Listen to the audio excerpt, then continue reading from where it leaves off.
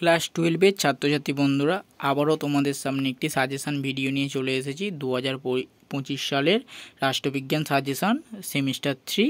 যাদের এই সাজেশানের পিডিএফটি প্রয়োজন হবে তারা নিম্নলিখিত যে হোয়াটসঅ্যাপ নাম্বার আছে ওখানে হাই লিখে পাঠাবে, তাদের পিডিএফটাই সেন্ড করে দেব।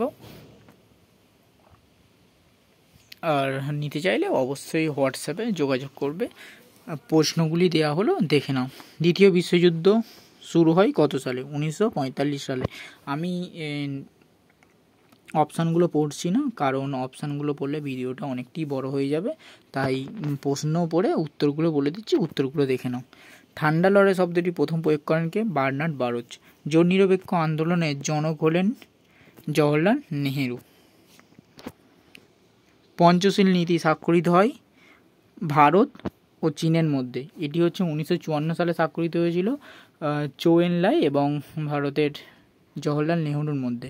ন্যাটো গঠিত হয় কার উদ্যোগে? ন্যাটো গঠিত হয় মার্কিন যুক্তরাষ্ট্রের উদ্যোগে। ভারত পাক সিমলা চুক্তি সম্পাদিত হয় কত সালে? ভারত পাক সিমলা চুক্তি সম্পাদিত হয় 1972 সালে। নিরাপত্তা পরিষদের স্থায়ী সদস্য সংখ্যা কটি? নিরাপত্তা পরিষদের স্থায়ী সদস্য সংখ্যা 5টি। এই স্থায়ী যে রাষ্ট্রগুলি আছে সেগুলো হলো মার্কিন যুক্তরাষ্ট্র, গ্রেট ব্রিটেন, ফ্রান্স, রাশিয়া এবং চীন। এই 5টি দেশ: চীন, রাশিয়া, মার্কিন যুক্তরাষ্ট্র, গ্রেট ব্রিটেন, ফ্রান্স।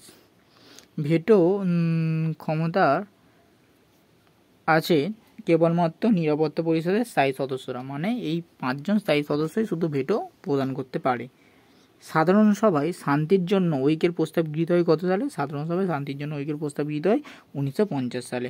3 বিঘা করিডোর কোন দুটি দেশের মধ্যে বিভাজিত? 3 বিঘা করিডোর ভারত ও বাংলাদেশের মধ্যে বিভাজিত। ম্যাকমোহন লাইন কোন দুই দেশের মধ্যে অবস্থিত? ম্যাকমোহন লাইন ভারত ও চীনের মধ্যে অবস্থিত। প্রক প্রণালী কোন দুটি দেশকে আলাদা করেছে? প্রক প্রণালী ভারত ও শ্রীলঙ্কাকে আলাদা করেছে। ভারত পাকিস্তান কোন লাইন দ্বারা বিভাজিত? ভারত পাকিস্তান র্যাডক্লিফ লাইন দ্বারা বিভাজিত।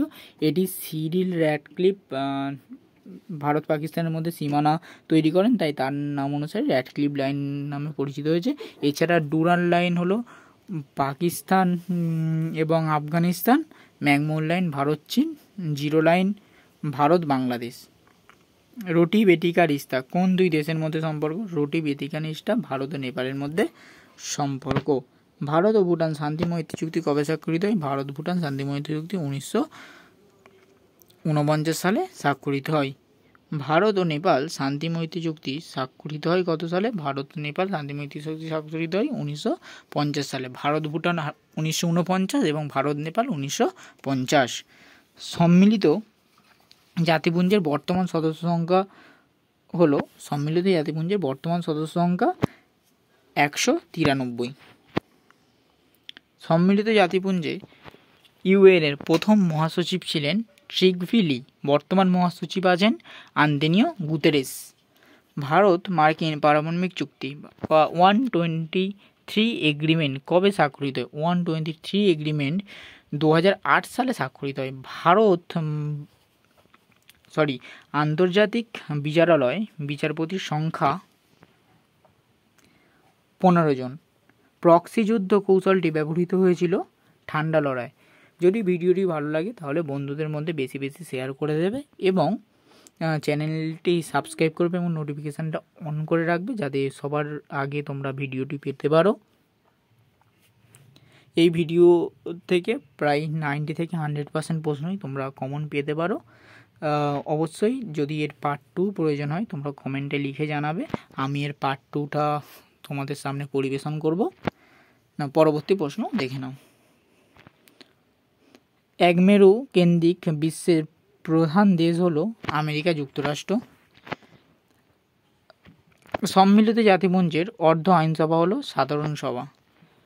ভারত 1991 সালে কোন প্রধানমন্ত্রীর সময় বাজার অর্থনীতি সূচনা করে? ভারত 1991 নরসিমহা রায়ের সময় থেকে বাজার অর্থনীতি সূচনা করেছিলেন। আর অবশ্যই পিডিএফটি যদি তোমাদের প্রয়োজন হয়, যে হোয়াটসঅ্যাপ নাম্বারটা দেওয়া আছে হোয়াটসঅ্যাপ নাম্বারে SMS করবে, তোমাদের আমি পিডিএফটি সেন্ড করে দেব। এবং যেমন আগে একটা চ্যাপ্টার ওই প্রশ্ন দিয়েছি, ওই প্রশ্নটার ভিডিও তোমরা MCQ আকারে দেওয়া আছে, অবশ্যই দেখে নেবে। জোট নিরপেক্ষ আন্দোলন একটি অপরিহার্য নীতি কি? জোট নিরপেক্ষ আন্দোলন একটি অপরিহার্য নীতি হলো হস্তক্ষেপ না করা। সম্মিলিত জাতিপুঞ্জের পরবর্তী সংস্থার নাম কি? জাতিসংঘ, যেটি 1920 সালে প্রতিষ্ঠিত হয়। জাতিসংঘকে বলা হয় লিগ অফ নেশন। 1945 সালে কতগুলি সদস্য নিয়ে সম্মিলিত জাতিপুঞ্জ যাত্রা শুরু করেছিল? 1945 সালে প্রায় 51 জন সদস্য নিয়ে সম্মিলিত জাতিপুঞ্জ যাত্রা শুরু হয়েছিল। ঠান্ডা লড়াইয়ের অবসান হয় 1991 সালে।